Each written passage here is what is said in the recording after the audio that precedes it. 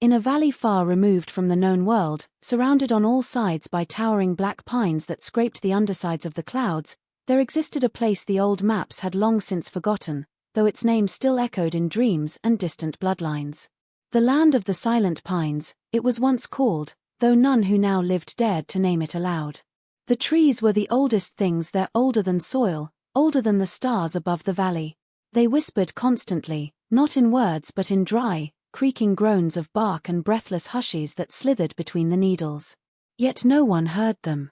It was said that the pines only spoke when no one listened, and when they did, they spoke only of things long buried, grief that had turned to root, sorrow tangled like ivy around old stone, promises never honored. Children were warned not to put their ears too close to the trunks, for fear of waking something slumbering beneath bark.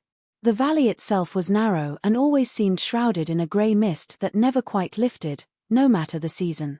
Its people, few and thinned by time, built their homes low to the ground, with roofs that bent like cowed heads, and windows always shuttered. They wore their coats long and their eyes low, speaking only when necessary and never about the past unless in ritual. For in the land of the silent pines, it was believed that the heart did not merely beat to sustain life, it carried memory, not only of the self, but of those who had come before. A child was not merely born with flesh and breath but with inheritance stitched behind the ribs. Every heartbreak could stir ancient griefs, and every joy might rouse a smile from the grave. These people did not bury their dead whole. The bodies were returned to the trees, in pieces or ash, but the hearts were treated differently. To bury a heart was to smother its voice, to sever its tether to those still walking the world. Instead, they were preserved. The most revered were encased in resin and hung from the eaves of their descendants' homes, where they pulsed faintly in moonlight, like lanterns that remembered who you were. Others were pressed between pages of old hymnals, still thudding in faint echo when the wind turned. But the most honored, or the most feared, were those whose hearts were made into knives. These blades were not sharp in the way of steel, but in the way of grief and knowledge. Bone knives, each one carved by the hands of a mourner who had gone through the ritual fasting, the 3-day lament, and the fire of salt. The most ancient and terrible of them all was the bone knife, singular and spoken of only in low tones or not at all. Not a blade for war, but for truth. For extracting the unspoken from the living, and sometimes, the dead. It was carved from the rib of the first mourner, the one who wept when the gods turned their backs and sealed the valley with pines. Her rib had bent under sorrow and splintered not from age, but from too many tears pressed into silence. They say the bone knife never dulled, because it did not cut flesh but memory. When pressed against a chest, it did not bleed you but unwrapped you layer by layer, until your heart was bare and all its secrets lay gasping.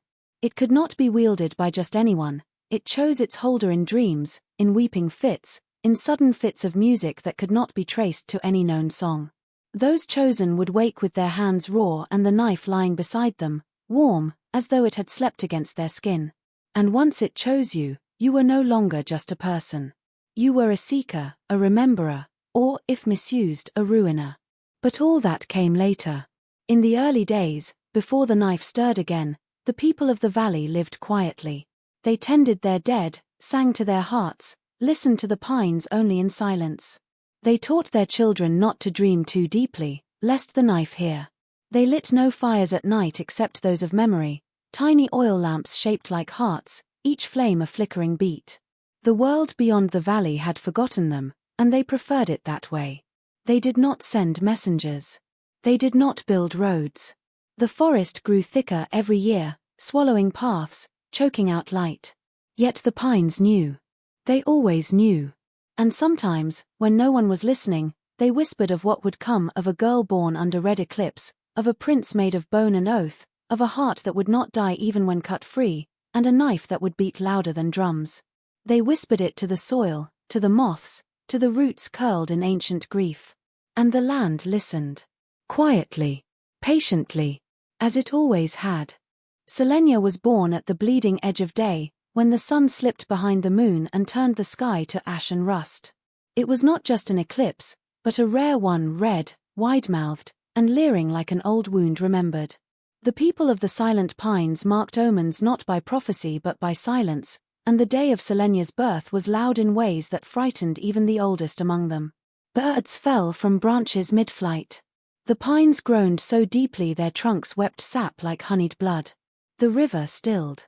The soil beneath the birthing hut cracked without cause, and no child before or since was ever born with her eyes wide open and unblinking, staring not at her mother but at something far beyond the world. The midwives said nothing. They wrapped her in birch cloth and backed away.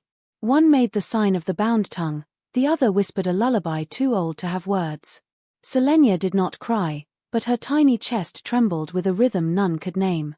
Her heart beat not the stuttering percussion of a newborn but a strange, deliberate pulse like drumbeats played in a temple long buried.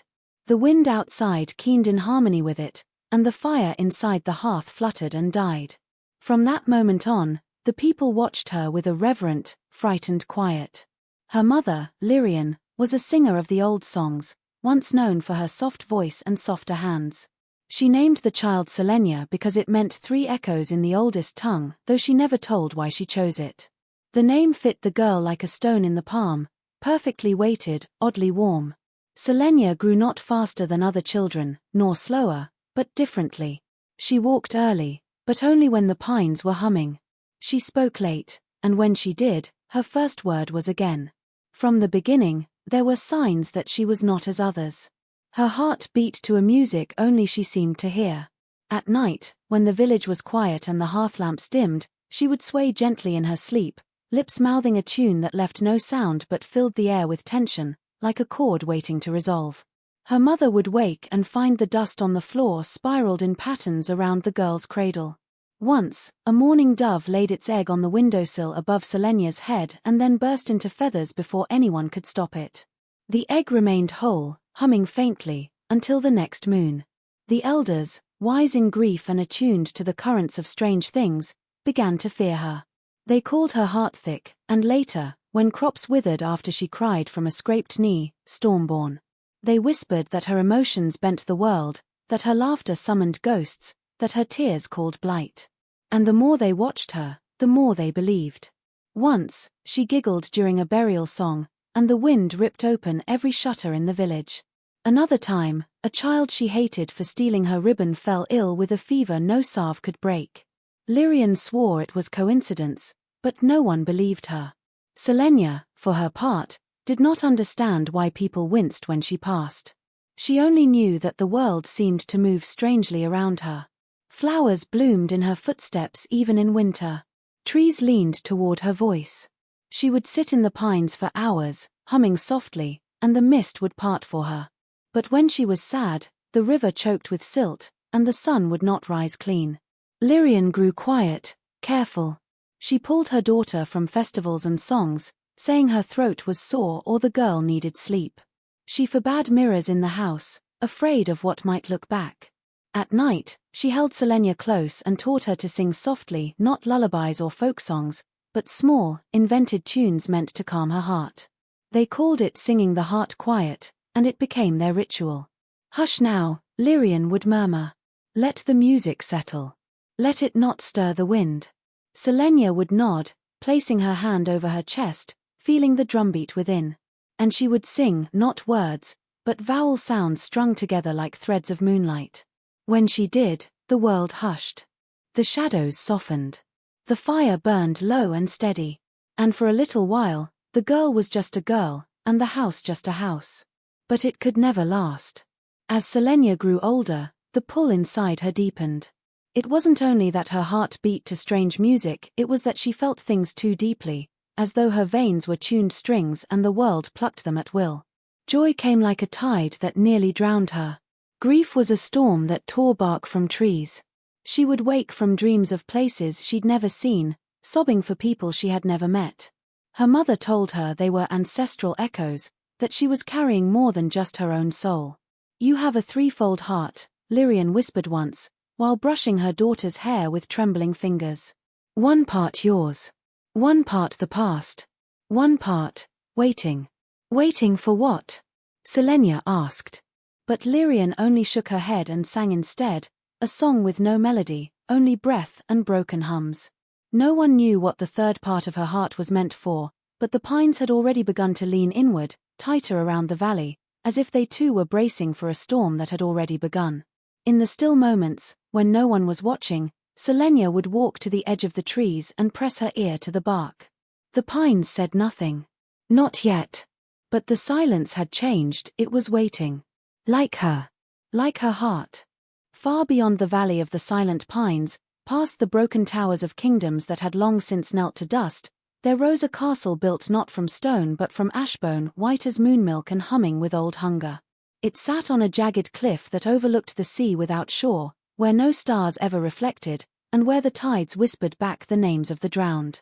There, beneath its cold and echoing halls, lived Prince Nareth, the only child of a dying king and the last hope of a house forged in marrow and vow. Nareth had never known softness. His mother died during childbirth, her body hollowed by ritual before the midwives could close her eyes. He was raised not by nursemaids or queens but by the bone priests of the order undone, pale, tall figures with hollowed-out eyes and fingers tattooed with black veins that pulsed faintly when they spoke.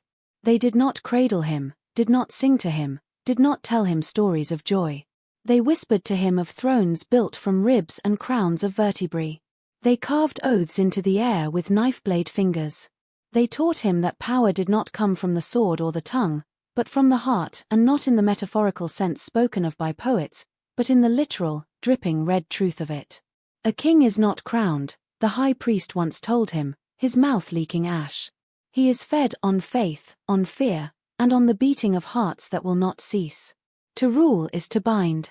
Nareth was quiet as a boy, strange-eyed and slender, with hands too graceful to wield the war axes of his ancestors. But he listened. He learned. He read the old scrolls inked in blood and bone milk, and walked barefoot through the catacombs beneath the temple palace, where the preserved hearts of forgotten saints pulsed behind crystal and iron. Some thudded slowly, like thunder asleep, others raced like hunted deer. One had not beat in 100 years but still wept saltwater each time a lie was spoken within earshot. He watched the rituals of the priests, watched as they extracted hearts from traitors, from seers, from volunteers willing to die for glory. He watched them press those hearts into bone hilts, into blades that could cut through memory, into staffs that could bend weather. But none of those creations lasted. The hearts slowed. They withered. They betrayed their vessels. Even the strongest among them, a weapon called the Rib of Ruin, had stopped humming after 3 winters. Nareth became obsessed. Not with death, as many thought, but with the idea of something that would not die. A heart that beat eternal. A weapon that lived as he lived, that could not be dulled, could not be buried.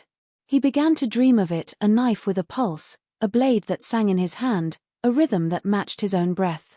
In his visions, he saw the world cracking open at the sound of its beat, mountains shaking, oceans boiling, kings falling to their knees at the thrum of its voice. He told the priests of these dreams.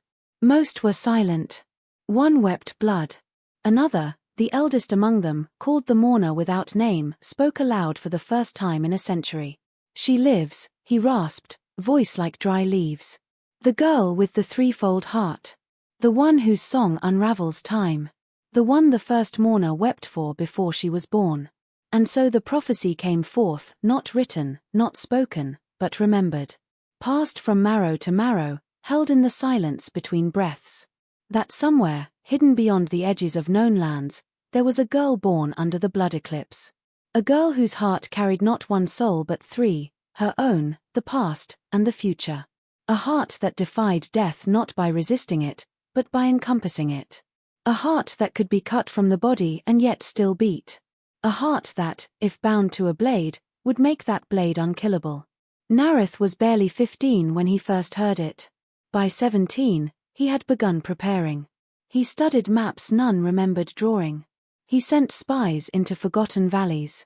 He walked into dream places to ask questions of the dead. When none returned, he sent whispers instead on wind, on crow, on the breath of candles. He made a pact with the pines in the northern edges, offering blood in exchange for direction. They answered, but not in words. They leaned east. It was said he no longer slept as mortals do, only drifted in trance beside the Rib of Ruin, hand resting over its brittle hilt. He carved his own ribs with a bone needle to inscribe the names of the threefold soul. One name vanished overnight. One burst into flame. The third he carved again and again, though he did not yet know what it was. In the throne room, the king, his father, lay on a bed of salt and silence, unmoving. He had not spoken in 6 years, his heart long since replaced by a glass vessel that ticked rather than thudded. Nareth did not sit at his side, nor weep, nor wait. He was no longer a boy. He was becoming a vessel, a sharpened prayer. The priests began calling him the Hollow Prince, not because he lacked feeling, but because he had emptied himself of all that was not purpose. He carried a locket on a bone chain. Within it was nothing. He said it would hold the heart one day. The one that did not die. The one he had seen in his visions, beating against a knife carved from sorrow. The one whose rhythm matched the song the world tried to forget. And far away, behind the black pines, a girl began to dream of knives. Ask ChatGPT.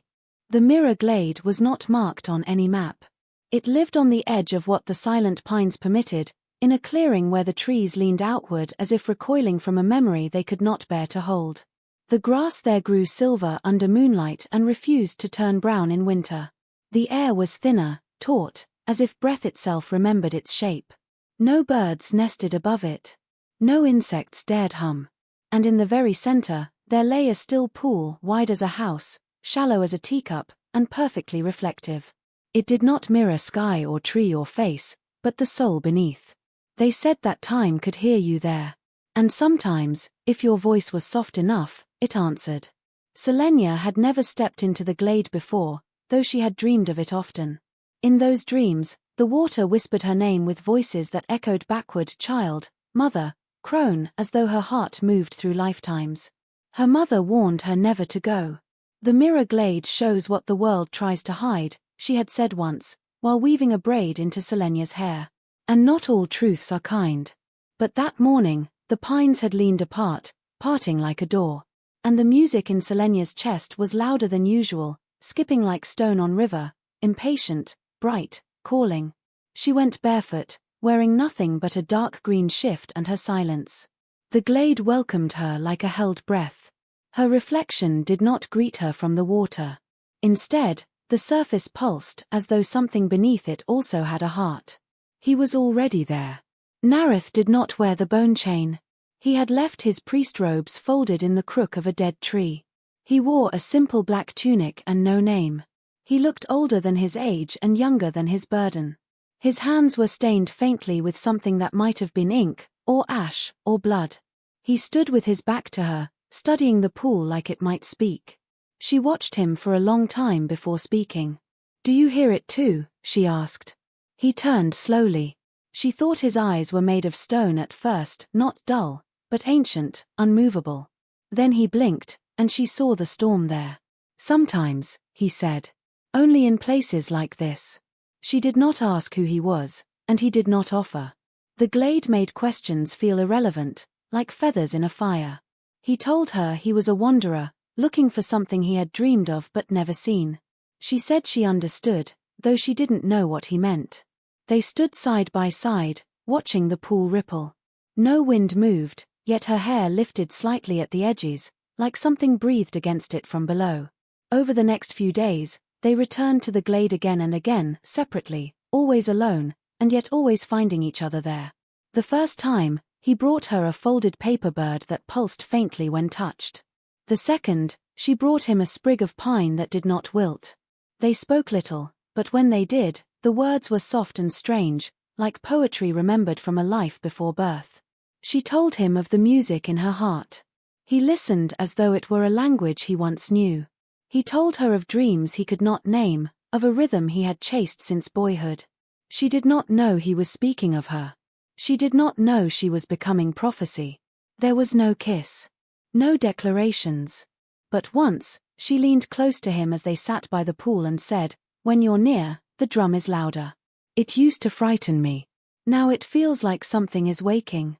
He looked at her then, truly looked, not with curiosity, but with ache.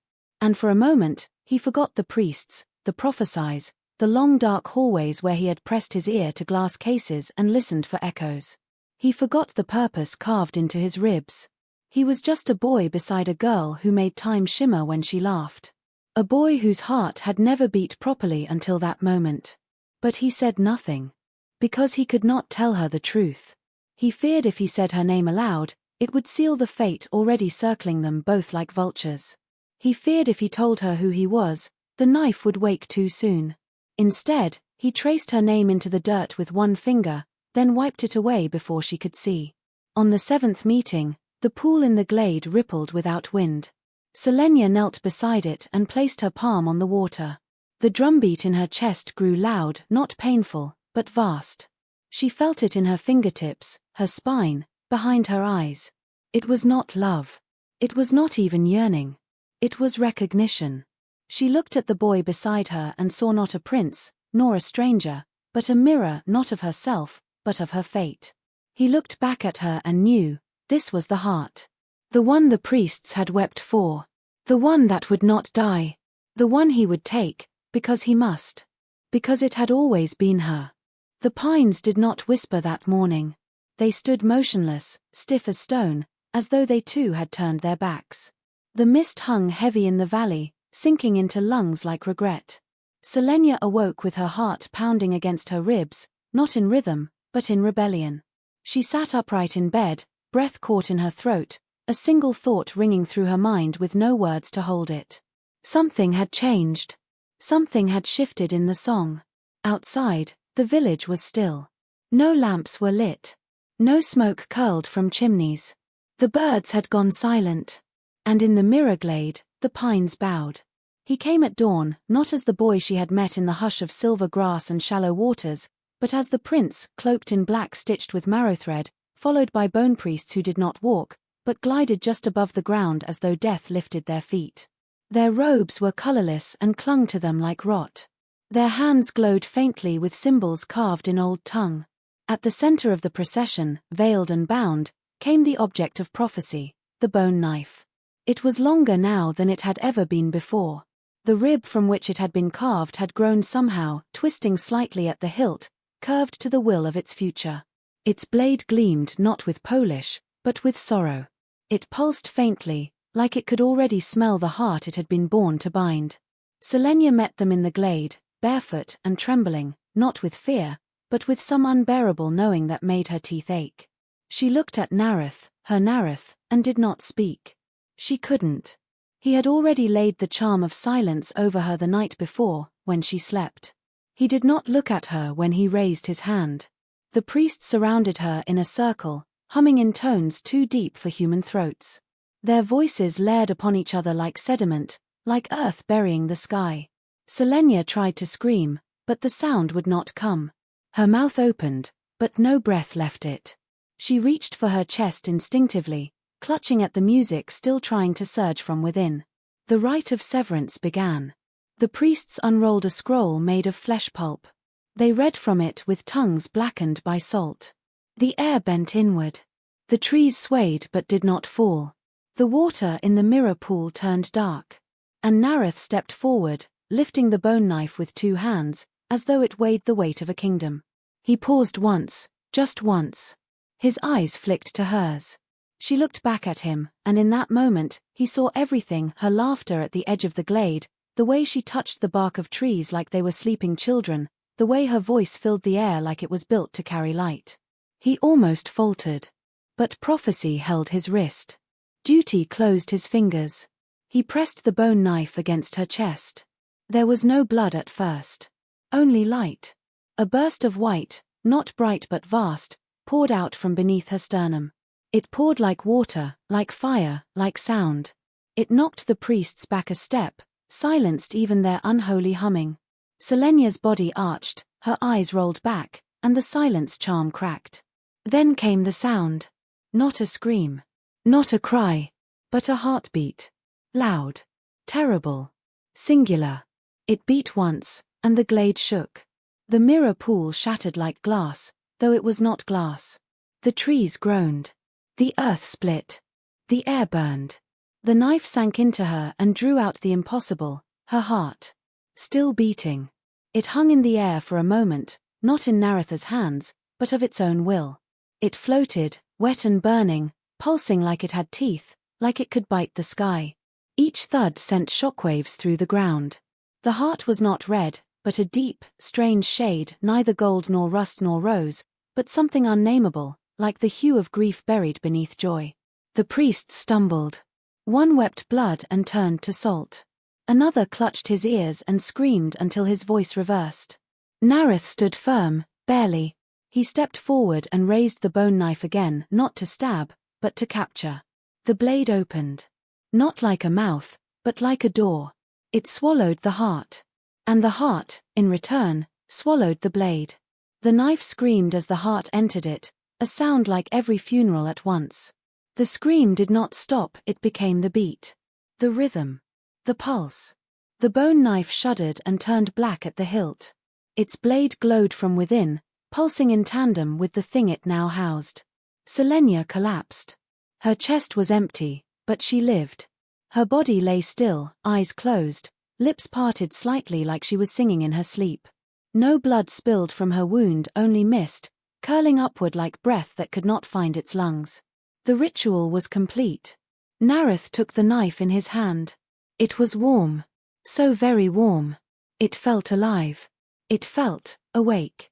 The priests bowed, but low, lower than ever before. They called him by the name he had earned. Prince of the Undying Blade. Bearer of the Living Oath. The Hollow One no longer. But he did not speak. He looked down at Selenia's body, too still, too silent, and for the first time, the knife in his hand beat against his palm like it did not want to stay. Like it remembered whose rhythm it had once followed. Like it was screaming still, even through its steel. They took her body and left it in the glade. The pines leaned back in. The mist returned. The pool healed itself. And far beneath the earth, roots curled around the silence she had left behind. But the heart, that terrible, sacred, weeping heart, now lived inside the bone knife. And it did not stop beating. Nareth carried the bone knife across kingdoms like a banner of dusk. It did not gleam like silver nor clang like steel, it pulsed, dark and deep, a beat that echoed from his hip like a second heart. Word spread quickly through the borderlands. The Hollow Prince had returned, and his blade was alive. He moved through war camps and citadels like a shadow with teeth, and wherever he went, those who defied him were silenced, not by force, but by the terror that came just before. The thrum of the knife was a herald. A warning. A song too ancient to unhear. His first conquest was a rebel baron who had sealed himself in a keep carved from volcanic stone. Nareth did not bring an army. He arrived at dusk, alone, wrapped in nothing but silence and dust. The guards at the gate did not stop him. They heard the knife humming low, aching, wet with grief, and they fell to their knees as though sleep had overtaken them. Not one of them dreamed again. He walked into the great hall where the baron waited with iron and men, and he drew the knife. It did not shine. It did not swing. It wept.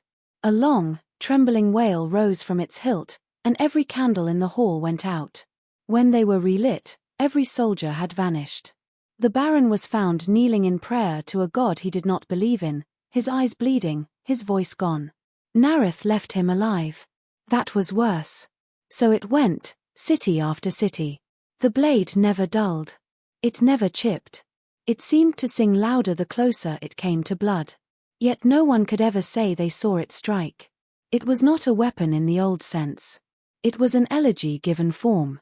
A sorrow so thick it became shape. But with every use, the cost grew. The blade beat louder in Nareth's hand.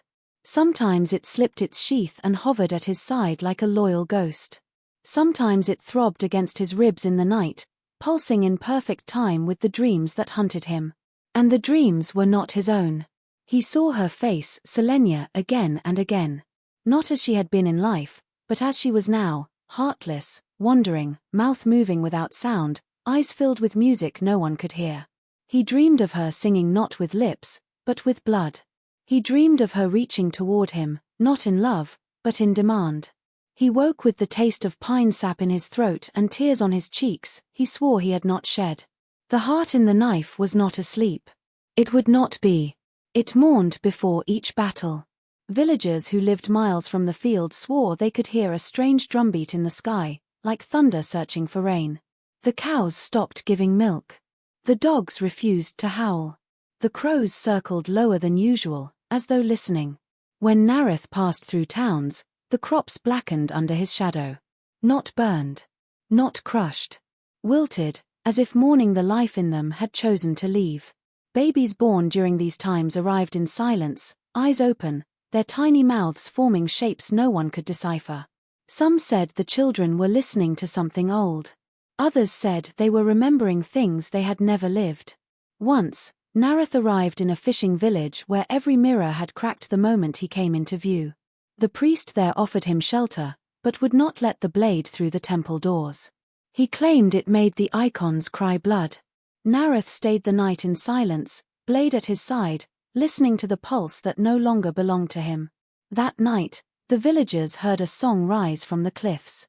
Not in any known tongue, not with any known melody. But it bled into their dreams like seawater into wood. In the morning, 3 children had disappeared.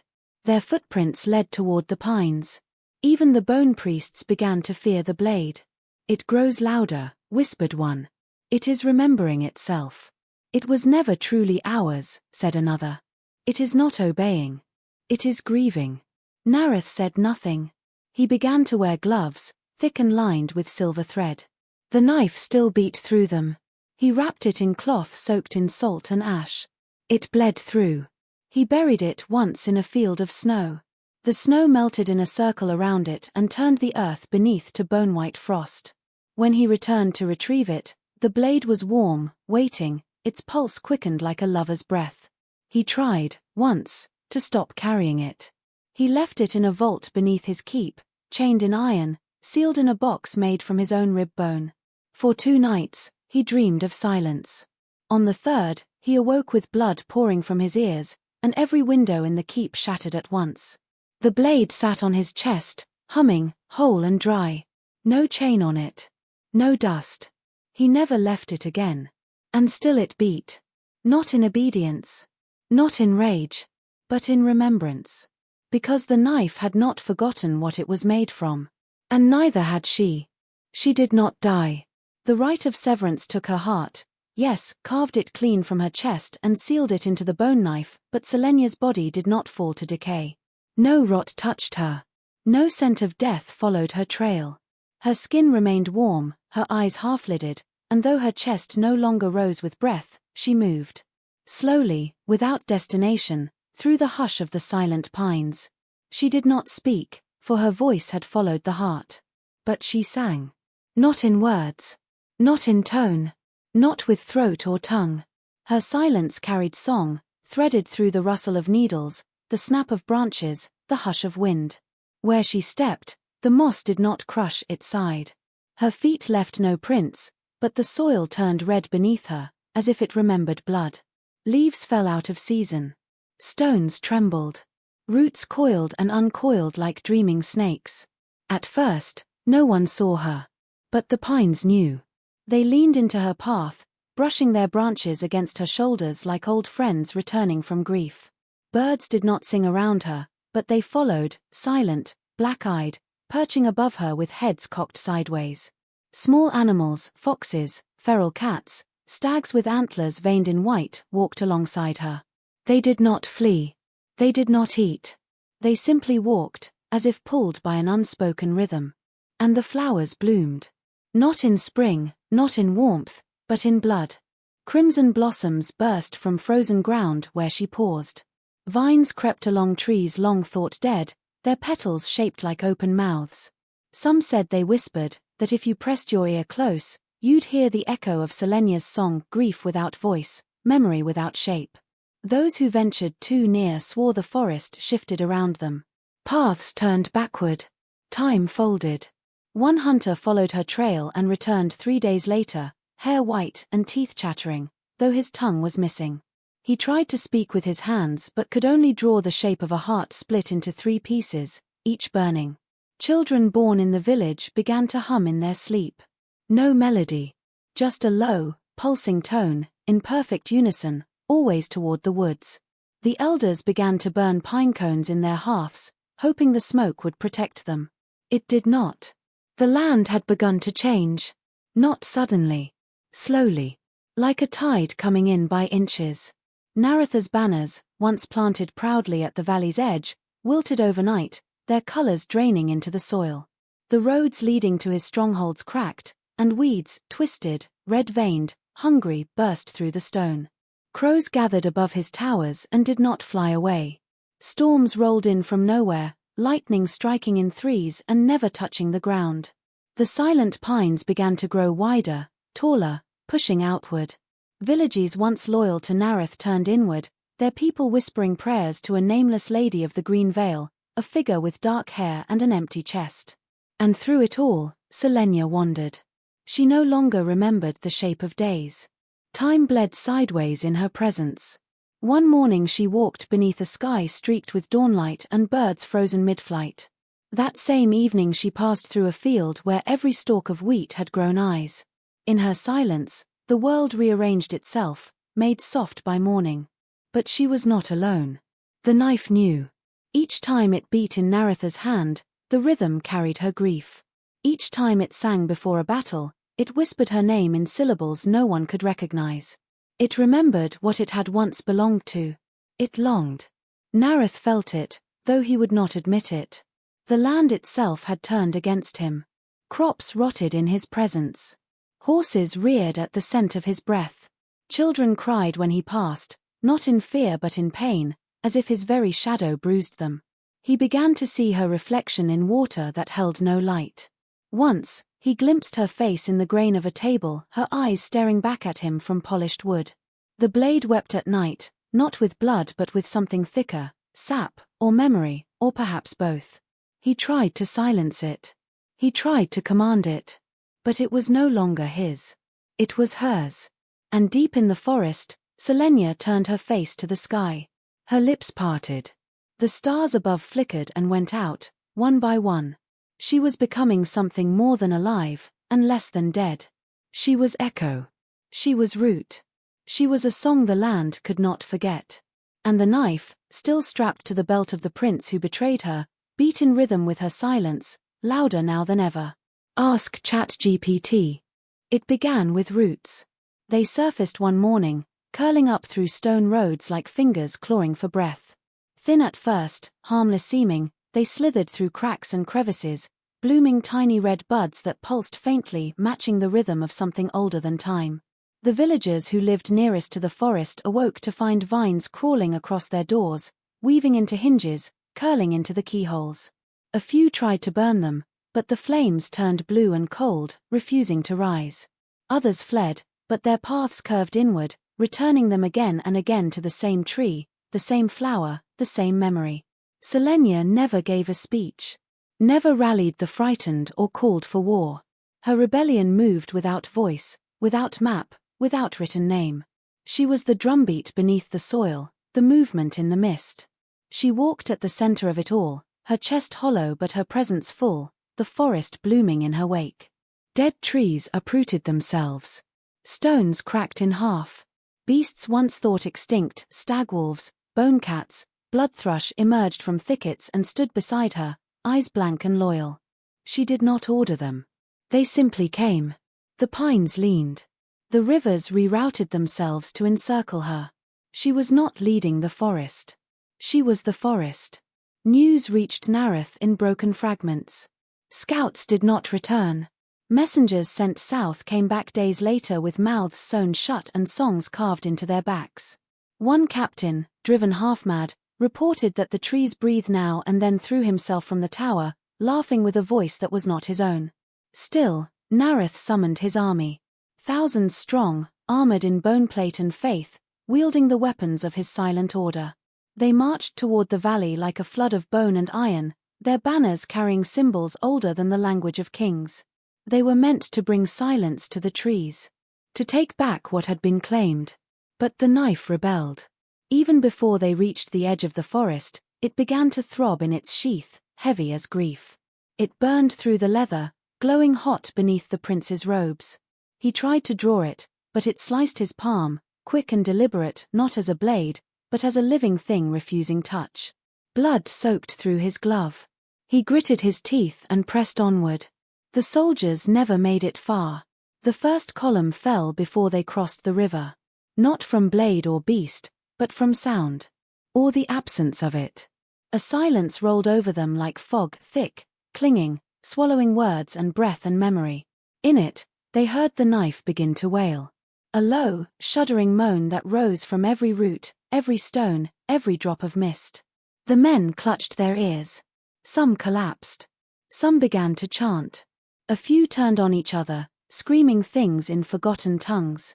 One general stabbed himself in the chest and laughed as he died, whispering she remembers. Those who survived fled blind into the trees, never to be seen again. Nareth pressed forward, alone now, driven not by duty but desperation. The knife was glowing bright as a forge. Snow fell from a high ridge, blanketing the path, yet the knife stayed hot, steaming through the drifts, dripping red as it throbbed with every step he took. It began to speak. Not in words. In pulses. Truths shaped in rhythm. Each time he lied to himself, to the land, to the blade it bled.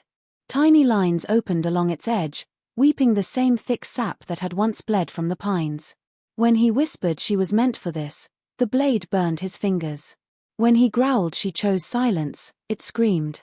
And when he muttered she is gone, the knife cut deep into his side without moving at all. He fell to his knees.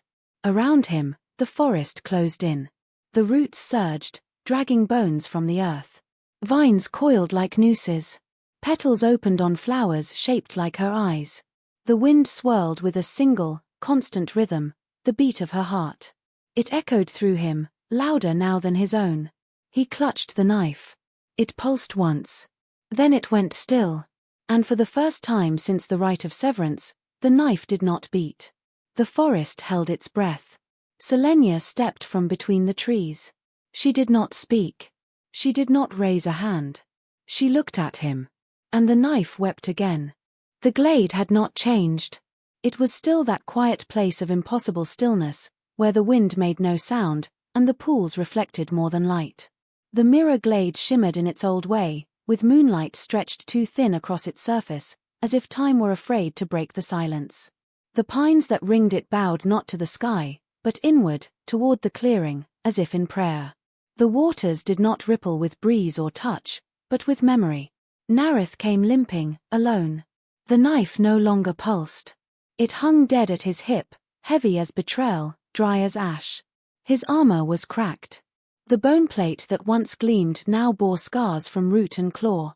Blood, not all of it his, darkened the hem of his tunic. His face, once too proud to be young, looked carved from regret. He had not followed a map. The forest had brought him here. Selenia was waiting. She stood at the center of the glade, barefoot in the grass, hair streaked with sap and starlight. Her eyes, though quiet, were full. Not just of sorrow, but of knowing. She bore no crown, no blade, no crest. Her chest still held that hollow shape, not quite scarred but never healed.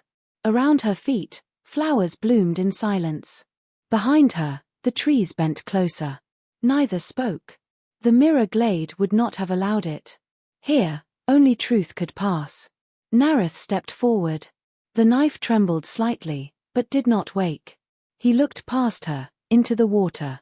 His own reflection stared back, then twisted. Not his face. Not as he thought he'd see it. He saw a boy carved by others' beliefs. He saw hands not his own shaping his future, bone priests, dying kings, ancient chants. He saw a mouth repeating words given, not chosen. He saw a face that wore power like a borrowed skin. And beneath it all, nothing. The hollow prince. He turned away. His voice, when it came, cracked. I thought the heart would make me whole. Selenia stepped toward him. She did not touch him, not yet. Her eyes flicked downward to the knife. I thought love would make me safe, she said, though her lips did not move. The voice came as feeling, as silence wrapped in memory. Nareth fell to his knees. I didn't know. You did, came her reply, softer than breath. But you wanted to be more than human. So you became less. He reached for the knife. Not to draw it. Not to use it. To give it back. But as his fingers touched the hilt, it burned again, not with heat, but with root. Vines burst from the seam in the leather. Bark cracked along the grip. The blade split, not broken but growing, as if something inside it had found soil in air. Tiny leaves pushed outward. The knife had no pulse, but it lived. Selenia stepped forward. She knelt, slowly, beside him. Her hand hovered over the knife, then pressed gently to its flat, where the heart once screamed. Her eyes closed. She whispered no chant, no curse, no plea. And the knife beat. Once. Twice. The rhythm rose, not her old heartbeat, not quite. Something changed. Something deeper. The beat moved from the blade into the earth. Roots uncoiled from beneath them. Soil shivered. The mirror glade brightened, though no sun shone. Trees nearby sighed, bowing in quiet relief. The knife groaned, then dissolved, its bone becoming bark, its handle a sprouting trunk. The rib of the first mourner widened, twisted, and dug downward. Leaves sprouted in the shape of teardrops. Blossoms bloomed in spirals of red and silver. A tree stood where the knife had fallen. Not tall yet, but ancient in feeling. It pulsed with the memory of sorrow, love, betrayal, and forgiveness. A heart tree, born not of legend but of return. Selenia stepped back. Her hand, once hollow, now held a quiet warmth, but the heart within her was not the same. It did not beat for the world as it had. It beat with it now. Slower. Rooted. She looked at Nareth. He did not rise. He pressed his forehead to the soil before the tree and wept, the sound swallowed by the glade. She turned, the pines parting for her passage. Her rebellion was over. Her grief had grown branches. Behind her, the hollow prince knelt before the first of a new forest, the knife no longer his to command. Only to remember. The story did not end at the mirror glade. Stories never end, not really, not where roots keep growing and rivers remember. The knife had become a tree, yes. A new beginning planted in sorrow. But its echoes would travel, pulled by wind and footstep, whispered by those who passed through the pines and came back changed. Of Nareth, the hollow prince, no tomb was ever found. His armor was discovered weeks later, folded carefully beneath the heart tree, covered in moss as if laid to rest by unseen hands. There were no bones beneath it. No blood. Only a single antler, white as moonlight, resting beside the ribbed bark of the knife's tree. Some say he shed his crown and wandered until his body forgot the shape of guilt. Others say the forest swallowed him whole, not to punish, but to root him, make him something quieter, gentler. A stag, perhaps, with eyes full of grief and a heart that never stops seeking. Hunters claim to have seen him at dusk, a great silver deer with a scarred brow and a limp in his left leg, standing beneath the heart tree and never moving until the moon is full. Children carve his likeness into bark and leave offerings of salt and pine cones. They whisper, for the prince who watches. Some are afraid. Others feel sorry for him. But no one speaks his name aloud anymore. The forest no longer needs to remember him that way. It remembers her. Selenia. The lady of the threefold heart. The hollow-breasted queen. The one who sang without sound. The names change depending on who tells it. To some she was a ghost. To others, a goddess. Her story twisted through villages like mist, half memory, half spell. And like all stories worth telling, the versions blurred, branched, and contradicted. In one, she became a tree herself, her body growing tall and strange beside the knife tree, branches braided with her hair, leaves shaped like lips. In another, she wandered the forest still, barefoot and crowned with vines, carrying a bird with 3 hearts and no voice, guiding lost travelers back to safety with a single touch. In yet another, she was taken up into the sky, where she became a new eclipse, her heart, her grief, her silence suspended above the world in orbit, so that every time the moon stains red, people remember what was lost and what endured. But beneath all the layers, all the songs and sigils, her story remained rooted in truth. She had been loved and betrayed, and still she had returned not for revenge, but to unmake the violence done to her with something stranger and stronger than vengeance. A new story began to grow around her, one not built of blood, but of beat. It started small. In the villages closest to the silent pines, babies were born with hearts that fluttered off rhythm, like birds in a storm. Doctors worried at first, but the children thrived. They laughed too soon, wept too loud, and grew up seeing colors others didn't. Soon, it spread. Lovers began to feel each other's pulses from miles away. Siblings who had not spoken in years dreamed of one another's heartbeats and woke weeping. Widows planted their wedding rings beneath the soil and found strange flowers blooming months later, with petals warm as skin. A boy who could not cry knelt at the edge of the pines one night and whispered his fears.